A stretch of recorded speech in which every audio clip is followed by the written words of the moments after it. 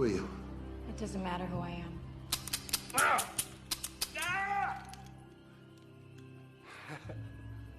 Okay, what do you want? I want you exactly where you are.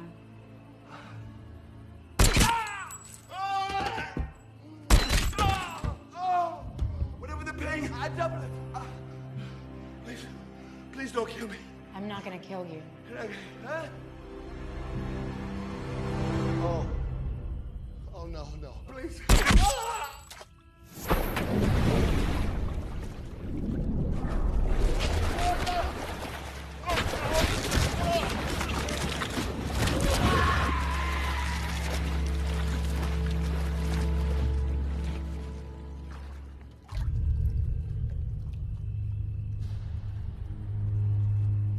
The film opens in 1992 Bogota, Colombia. We are introduced to 9-year-old Cataleya Restrepo sitting at a dinner table with her parents, Fabio and Alicia. The atmosphere is thick with tension.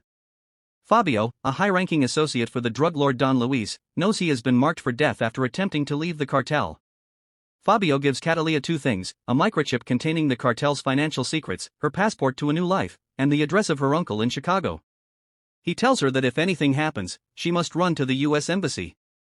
The cartel's lead enforcer, Marco, arrives at the house with a squad of armed men. While Fabio and Alicia prepare to meet their fate, Cataleya remains hidden. After her parents are killed off-screen, Marco sits across from the young girl. He tries to intimidate her into handing over the disc her father took. In a surprising display of defiance, Cataleya stabs Marco through the hand with a kitchen knife and escapes through a window. What follows is a high-stakes parkour chase through the narrow, crowded slums of Bogota.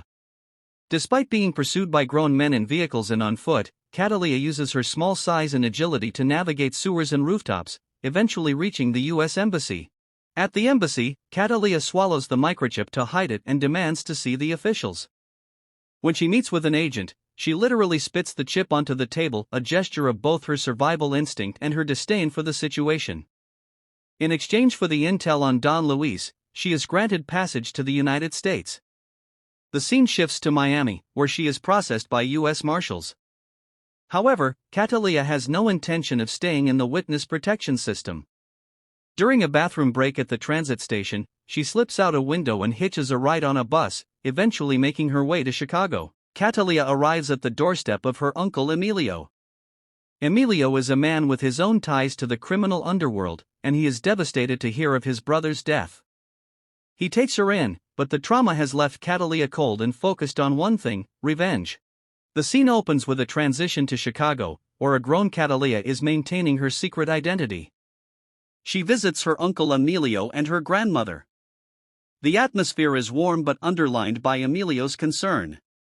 Despite her professional success, he worries that her singular focus on the Cataleya orchid's signature is becoming a dangerous obsession.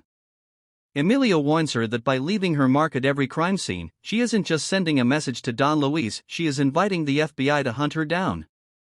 This tension highlights the rift between her desire for vengeance and her uncle's desire for her safety. The scene shifts to the FBI headquarters, where Special Agent James Ross is obsessing over the orchid killer case. He presents his findings to his team, noting that there have been 21 murders across the country, all linked by the hand-drawn orchid on the victims' bodies. The segment concludes with Cataleya preparing for her next hit. We see her meticulous process, the cleaning of weaponry, the study of blueprints, and the physical conditioning required for her work. She is shown scouting a high-security location, demonstrating that her day job is a highly technical, high-risk endeavor. The sequence ends with a sense of impending collision. The FBI is getting closer to identifying the flower, and Cataleya is getting closer to the high-profile targets that will eventually lead her back to Don Luis.